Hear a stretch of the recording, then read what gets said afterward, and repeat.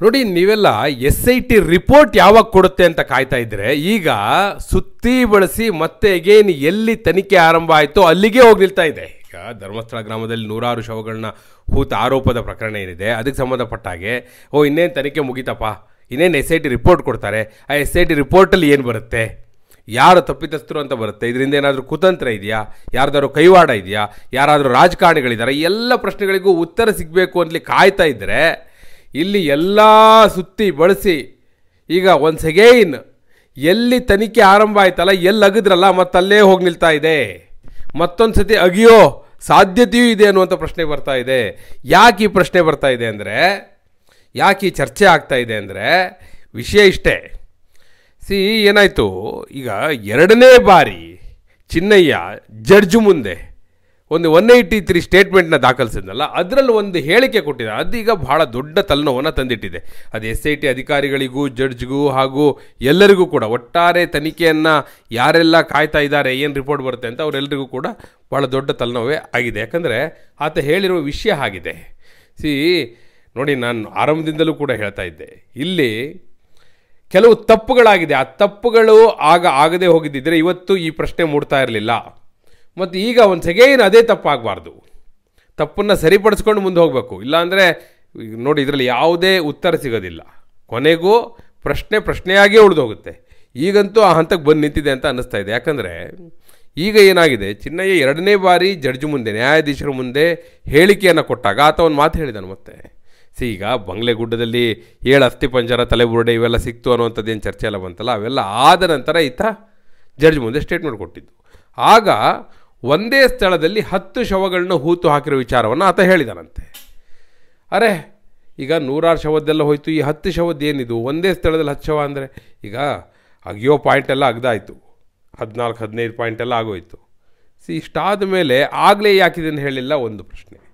ಎರಡನೇದು, ಈಗಲೂ ಕೂಡ ಹೋಗಿ ಅಲ್ಲಿ ಅಗೆಯಬೇಕಾ, ಅಗೆದರೆ ಸಿಕ್ಕರೆ ಏನು, ಸಿಗದಿದ್ದರೆ ಏನು, ಈ ಎಲ್ಲ ಪ್ರಶ್ನೆಗಳು ಮುಂದೆ ಬರುತ್ತೆ. ಮತ್ತು ಆರಂಭದಲ್ಲಿ ಒಂದು ಚರ್ಚೆ ಆಗಿತ್ತು, ಯಾರು ಈಗ ಚಿನ್ನಯ್ಯ ಮೊದಲು ಬಂದಲ್ಲ ಮಾಸ್ಕ್ ಮ್ಯಾನ್ ಆಗಿ, ತಲೆಬುರುಡೆ ಇಟ್ಕೊಂಡು ಬಂದಲ್ಲ, ಆಗ ಆತನ ಮಂಪರು ಪರೀಕ್ಷೆಗೆ ಒಳಪಡಿಸಬೇಕು, ಬ್ರೈನ್ ಮ್ಯಾಪಿಂಗ್ ಮಾಡಬೇಕು, ಆತ ಹೇಳ್ತಿರೋದು ಸತ್ಯವೋ ಸುಳ್ಳೋ, ಆತ ಇಂತಹ ಹೇಳಿಕೆಯನ್ನು ಈಗ ಕೊಡ್ತಿರೋದು ಯಾಕೆ, ಈ ಥರ ಹಿಂದೆ ಯಾರಾದರೂ ಇದ್ದಾರೆಯೇ, ಒಂದು ಬ್ರೈನ್ ಮ್ಯಾಪಿಂಗ್ ಆಗಬೇಕು ಅನ್ನುವಂಥದ್ದೆಲ್ಲ ಚರ್ಚೆ ಆಗಿತ್ತು.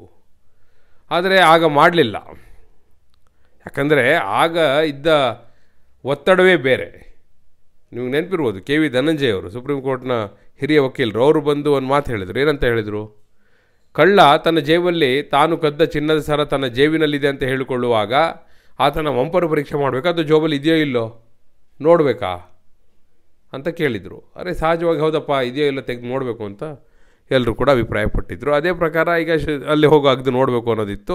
ಅಗ್ದು ನೋಡಿದ್ರು, ಏನೆಲ್ಲ ಆಯಿತು ಅಂತ ನಿಮಗೆ ಗೊತ್ತಿದೆ. ಈಗ ಒಂದೇ ಸ್ಥಳದಲ್ಲಿ 10 ಶವ ಹೂತು ಹಾಕಿದ್ದೇನೆ ಅಂತ ಹೇಳಿದಾಗ ಈಗ ಒಂದು ಸೆಗೇನ್ ಆತನ ಮಂಪರು ಪರೀಕ್ಷೆ ಮಾಡಬೇಕಾ ಬೇಡವಾ, ಬ್ರೈನ್ ಮ್ಯಾಪಿಂಗ್ ಆಗಬೇಕಾ ಬೇಡವಾ, ಆ ಥರ ಹಿಂದೆ ಯಾರಿದ್ದಾರೆ ಏನು ಎತ್ತ.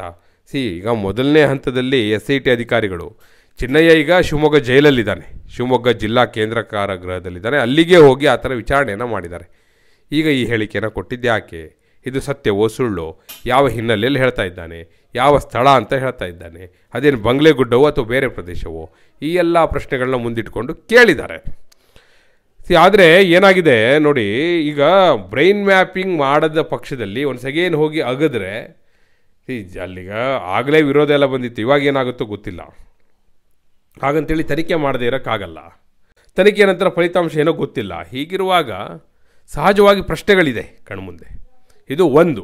ಎರಡನೆಯದು ಬಹಳ ಮುಖ್ಯವಾಗಿ ನೋಡಬೇಕಾದ್ದು, ಆತನ ಬ್ರೈನ್ ಮ್ಯಾಪಿಂಗ್ಗೆ ಆತ ಒಪ್ಪದೇ ಇದ್ದರೆ ಮಾಡಲಿಕ್ಕಾಗಲ್ಲ. ಸರಿ, ಓಕೆ, ಆತ ಹೇಳ್ತಿದ್ದಾನಲ್ಲ, ಆ ಸ್ಥಳದಲ್ಲಿ ನಿಜಕ್ಕೂ ಶವಗಳು ಇದೆಯೋ ಇಲ್ವೋ, ಕನಿಷ್ಠ ಅಸ್ಥಿಪಂಜರವೋ, ಮೂಳೆಯೋ, ತುಂಡುಗಳೋ ಏನಾದರೂ ಇದೆಯಾ ಇಲ್ವಾ ಅಂಥೇಳಿ ಅಗಿಯೋಕ್ಕೂ ಮೊದಲೇ ಕನ್ಫರ್ಮ್ ಮಾಡ್ಕೊಳ್ಳೋದಕ್ಕೆ ಕಳೆದ ಬಾರಿ ಕಡೆಯ ಹಂತದಲ್ಲಿ ತಂದ್ರಲ್ಲ, ಕಡೆಯ ಪಾಯಿಂಟಲ್ಲಿ ತಂದ್ರಲ್ಲ, ಡ್ರೋನ್ ಮೌಂಟೆಡ್ GPR, ಅದನ್ನು ಆರಂಭದಲ್ಲೇ ಬಳಸ್ಬೋದಲ್ವಾ, ಯಾಕೆ ಬಳಸಬಾರ್ದು? ಹಾಗೆ ಬಳಸಿ ನೋಡಿ, ಅಲ್ಲೇನಾದರೂ ಕುರುಹುಗಳು ಇದ್ದರೆ, ಯಾಕಂದರೆ ಒಂದು ಸ್ಥಳದಲ್ಲಿ ಆಗಿ ನೋಡ್ತಾರೆ, ಅಲ್ಲಿಲ್ಲ ಅಂದರೆ ಬರ್ತಾರೆ. ಅದು ಅಲ್ಲೇ ಪಕ್ಕದಲ್ಲಿದ್ದರೆ, ಈತ 10-15 ವರ್ಷದ ಹಿಂದಿನ ವಿಷಯ ಎಲ್ಲ ಹೇಳ್ತಿರುವಾಗ ಮರೆತು ಹೋಗಿರ್ಬೋದು, ಆತನೇ ಹಲವೆಡೆ ಹೇಳಿದ್ದಾನೆ. ಹೀಗಾಗಿ ಆ ಸುತ್ತಮುತ್ತಲ ಸ್ಥಳದೆಲ್ಲ GPRನ ಬಳಕೆ ಮಾಡಿ ನೋಡಿ ಇದೆಯೋ ಇಲ್ವೋ ಅಂತ ಕನ್ಫರ್ಮ್ ಮಾಡ್ಕೊಂಡು ಅಗಿಯೋದು ಒಳ್ಳೆಯದಲ್ವಾ. ಆದರೆ ಈಗ ಆ ಹಾದಿಯಲ್ಲಿ ಹೋಗ್ತಾರೋ ಇಲ್ವೋ ಗೊತ್ತಿಲ್ಲ. ಈಗ ಆ ಥರ ವಿಚಾರಣೆಯನ್ನು ಮಾಡಿದ್ದಾರೆ. ಸೊ ತನಿಖೆ ಆಗಬೇಕು ಅಂತ ಆಗಿದೆ. ಅದಕ್ಕೊಂದು ಉತ್ತರವನ್ನು ಕಂಡುಕೋಬೇಕಿದೆ. ಸೊ ಆ ನಿಟ್ಟಿನಲ್ಲಿ SIT ಅಧಿಕಾರಿಗಳು ಇಡುವಂಥ ಹೆಜ್ಜೆ ಈಗ ತೀರ್ಮಾನವನ್ನು ಮಾಡುತ್ತೆ.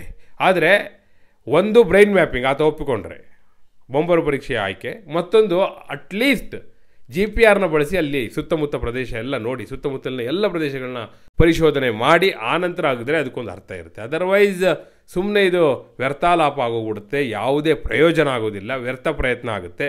ಆ ದೃಷ್ಟಿಯಿಂದ ಈ ಬಾರಿ ಆದರೂ SIT ಅಧಿಕಾರಿಗಳು ಎಚ್ಚೆತ್ತುಕೊಳ್ಬೋದಾ? ನೀವೇನು ಹೇಳ್ತೀರಿ? ಆತನ ಮಂಪರು ಪರೀಕ್ಷೆ ಆಗಬೇಕಾ ಬೇಡವಾ? ಚಿನ್ನಯ್ಯನ ಮಂಪರು ಪರೀಕ್ಷೆ ಮಾಡಬೇಕಾ ಬೇಡವಾ? ಬ್ರೈನ್ ಮ್ಯಾಪಿಂಗ್ ಹಾಗೆ ಅಲ್ಲಿ ಅಗೆಯುವ ಮೊದಲು GPRನ ಬಳಕೆ ಮಾಡಬೇಕಾ ಬೇಡವಾ? ಏನು ಮಾಡಬೇಕು ಈಗ? ಅಥವಾ ಏಕಾಏಕಿ ಹೋಗಿ ಅಗಿಬೇಕಾ? ನೀವೇನು ಹೇಳ್ತೀರಿ? ನಿಮ್ಮ ಅಭಿಪ್ರಾಯವನ್ನು ಕಮೆಂಟ್ ಮೂಲಕ ತಿಳಿಸಿ. ಹಾಗೆ ನೀವಿನ್ನೂ ಪಬ್ಲಿಕ್ ಫಸ್ಟ್ ಚಾನಲ್ನ ಸಬ್ಸ್ಕ್ರೈಬ್ ಮಾಡಿಲ್ಲ ಅಂದರೆ ಈಗಲೇ ಸಬ್ಸ್ಕ್ರೈಬ್ ಮಾಡಿ. ಧನ್ಯವಾದ.